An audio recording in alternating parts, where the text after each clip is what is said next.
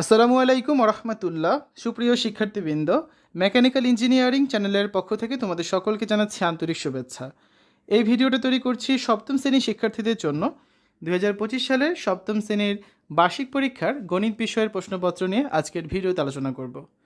প্রথমে দেখব বহু নির্বাচনী অংশ। 30 মিনিট সময় পাচ্ছ, এখানে 30 নাম্বার অ্যান্সার করতে হবে, ঠিক আছে? এই ধরনের 30টা এমসিকিউ প্রশ্ন তোমাদের পরীক্ষা থাকবে। তোমাদের যে কাজটি করতে হবে, যে ওএমআর ফর্মটা দেওয়া হবে সেখানে বৃত্ত ভরাট করার মাধ্যমে প্রতিটা প্রশ্নের সঠিক উত্তর তোমাকে লিখতে হবে। তো এখানে যে প্রশ্নগুলো আছে এখান থেকে কিছু প্রশ্ন পরীক্ষায় কমন থাকলে থাকতেও পারে, তবে হুবহু এই প্রশ্নটা আসবে এটা চিন্তা করা বোকামি, কারণ কোয়েশ্চেন তৈরি করবেন তোমাদের বিদ্যালয়ের শিক্ষকরা, তাই এই প্রশ্নটা হুবহু আসার চান্স নেই, ঠিক আছে? শিক্ষার্থীরা, এই পর্যায়ে আমরা দেখব রচনামূলক অংশ। রচনামূলক অংশের প্রথমেই থাকবে সৃজনশীল। ক বিভাগে থাকবে পাটিগণিত, এখানে 2টা সৃজনশীল প্রশ্ন থাকবে। খ বিভাগে থাকবে বীজগণিত, এখানেও 2টা সৃজনশীল প্রশ্ন থাকবে। আর গ বিভাগে থাকবে জ্যামিতি, এখানেও কিন্তু 2টা সৃজনশীল প্রশ্ন থাকবে, ঠিক আছে? এবং ঘ বিভাগে থাকবে হচ্ছে পরিসংখ্যান, এখানেও 2টা সৃজনশীল থাকবে। তোমাদের কাজ হচ্ছে 8টি প্রশ্ন থেকে প্রতিটা বিভাগ থেকে কমপক্ষে একটি করে মোট 5টি সৃজনশীল প্রশ্ন অ্যান্সার করবে। 5 দুগুণা কত? 50 নাম্বার।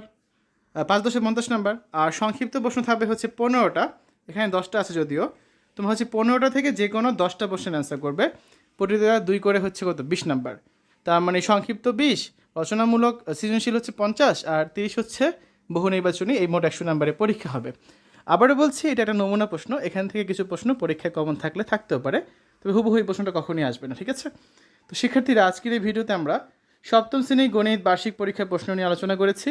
আশা করি তোমাদের কাছে ভিডিওটা ভালো লেগেছে। সকলের সুস্থতা কামনা করে আজ এখানে বিদায় নিচ্ছি। আল্লাহ হাফেজ।